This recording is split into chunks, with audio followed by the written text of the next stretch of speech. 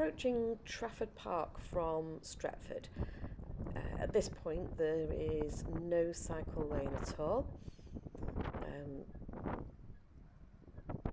but just at the traffic lights coming up is the start of an old cycle lane heading towards the Trafford Centre. It's not clear where to get onto it, but that's the best I can do. So as you can see, it's very old, dirty, it covers some old train tracks which are no longer used actually, and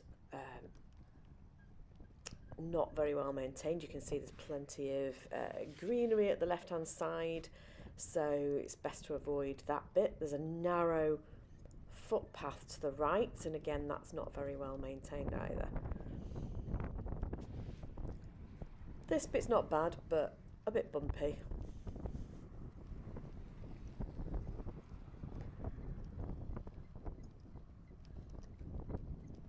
The Trafford Centre is a large indoor shopping area. It's a lot of people go there. It has a lot of traffic going there, so it's a good idea to go by bike, particularly at this time of year.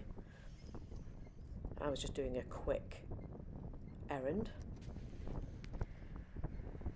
Now, as you can see, the road, it's very muddy and wet, coming up across a business premise,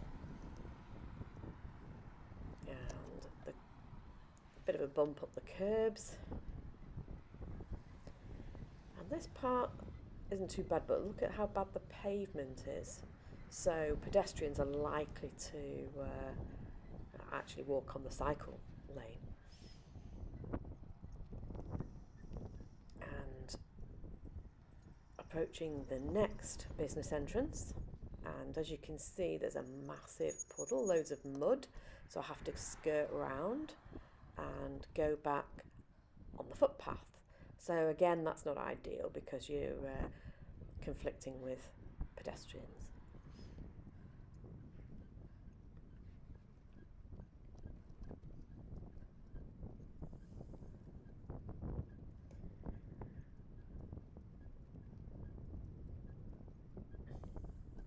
And here we have a bus stop, and it's not clear here what happens. There's no cycle lane, you're just on the footpath, I think, until you get to the other side. Now, the footpath, the cycle path here is extremely badly maintained. There's foliage that's fallen and is dying, and it hasn't been cleared. It's slippy and greasy. There's moss, there's mud, a raised thing, manhole cover, and the path, which is supposed to be two-way, is now one-way because of the overgrown bits that have grown right onto the track and right over it here, so actually it just runs out because of all that foliage there. That's not been cleared in years. And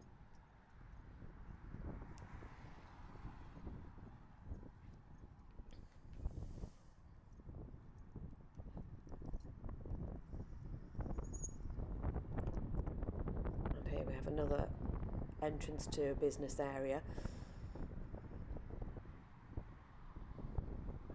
Still a two-way, and this bit is a little better.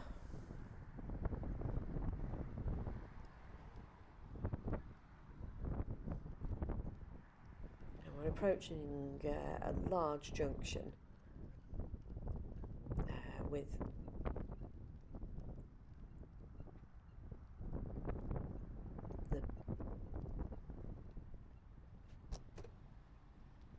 we have a provision here of traffic lights.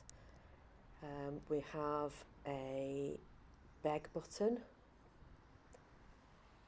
so we have to press the button. Actually, it looks like it's already been pressed there, so we're just waiting for our light. It looks like the lights have changed, and we can cross to the middle, and there we have to stop again and press the beg button because of the traffic coming from over there. And as you can probably see here, when we do eventually get the go ahead to move, which will take some time because the lights don't change very quickly, then we're going to enter a tunnel going under the road over the top. This tunnel is well lit.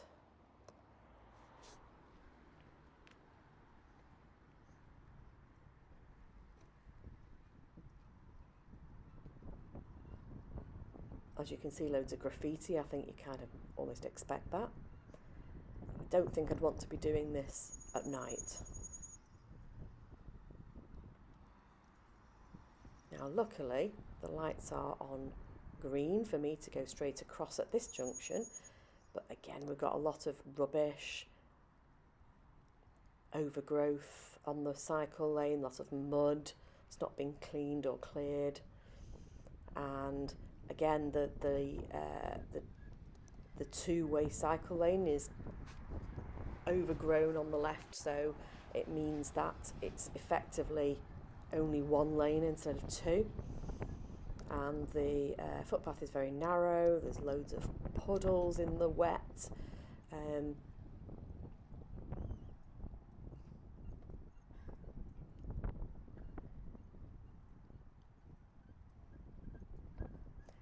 at this point we're actually entering the new bit of cycle lane that's been built much more recently than that old bit that started off, and this is a lot better. It's still very, very wet and with loads of puddles.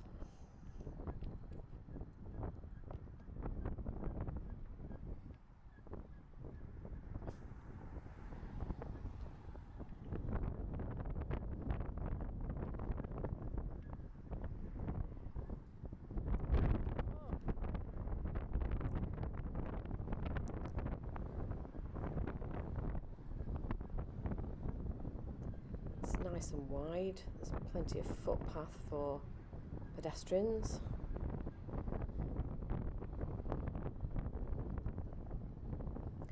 We've got a big roundabout junction here,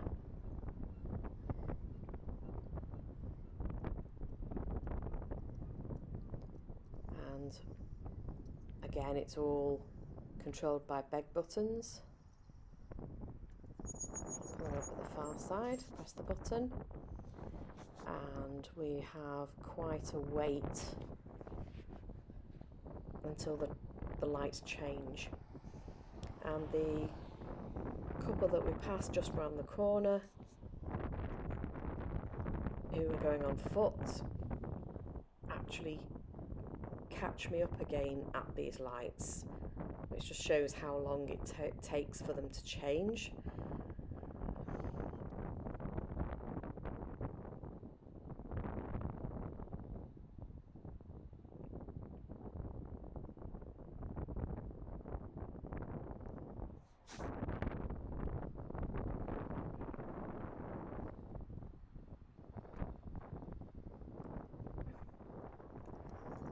Then we have another beg button to cross the next bit, and another wait.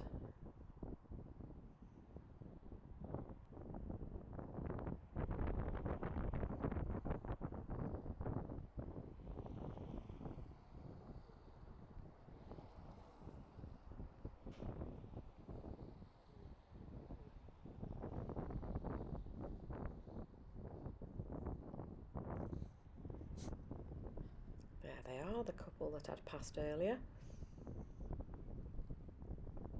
And here you can't tell what's cycle lane and what's for pedestrians because it's shared.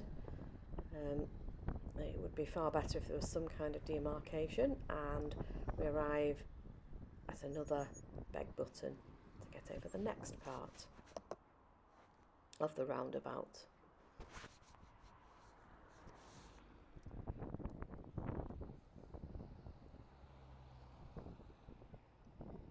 And again, we have to wait.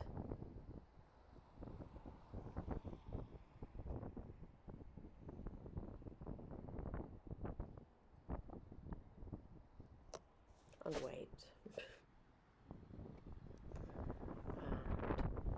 And another beg button, but this one's on green, so I'm going. And we have a proper cycle track again.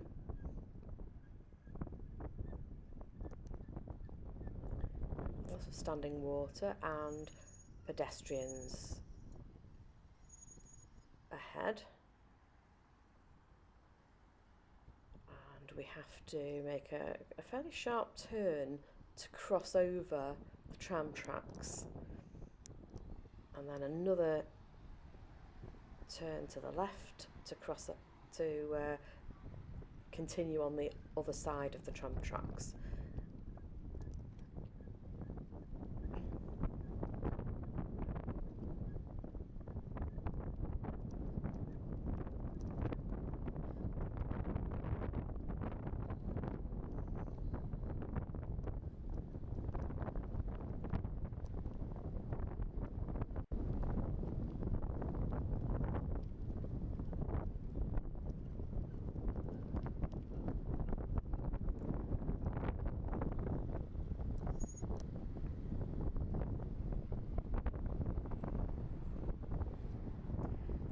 That part there,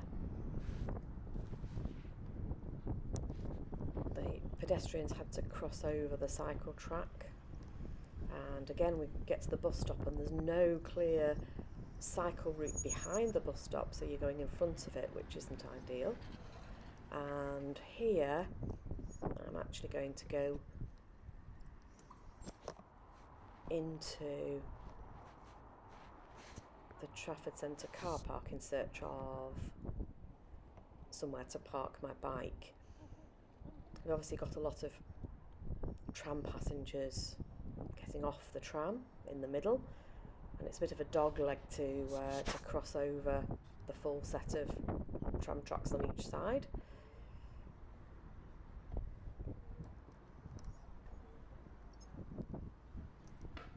Little bit of a undercover area.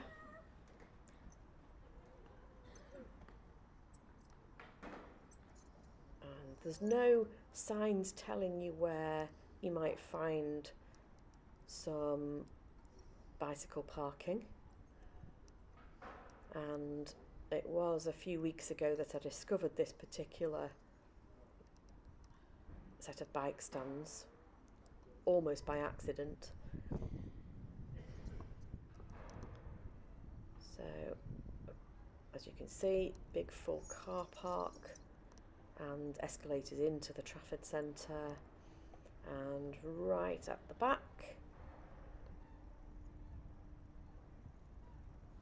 you find, there we are, the bike parking area.